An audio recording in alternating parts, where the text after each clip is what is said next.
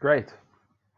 Okay, so hopefully we've now completed question 1 to 4 in terms of the knowledge components. Okay, so the knowledge questions: what is overall strategy?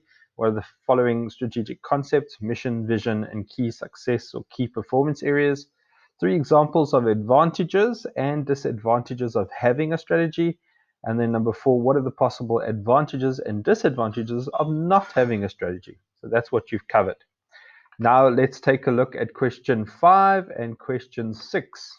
So question 5 is, what is the overall strategy of your organization? So can you remember just before I told you about the team feedback that you're going to have to do? You're going to have to call this team meeting, and you're going to have to explain the mission, the vision, and the strategy of your business.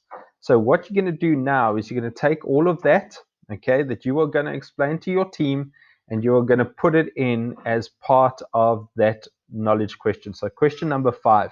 So underneath there is a block. All right, so let me show you the block. Now you can either put it in this block. Okay, question number 5. There's the block over there.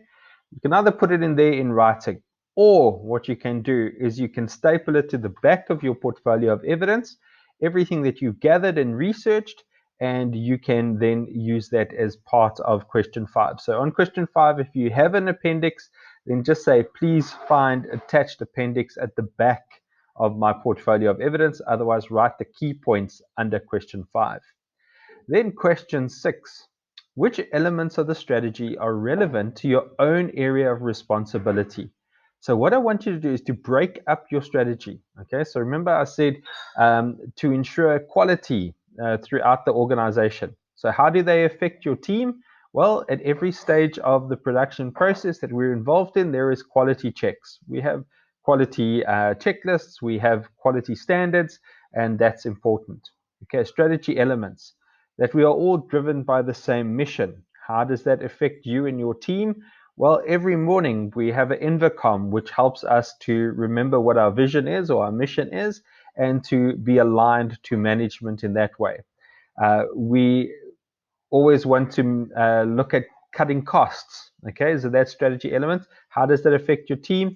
Every Friday we have a discussion about waste. We have a discussion about increased efficiencies and how we are able to adjust that in our teams. So you look at all the strategy elements, and then on the right hand side in this column, you tell me how they affect your team. So how practically do you have action steps that link straight to your strategy elements?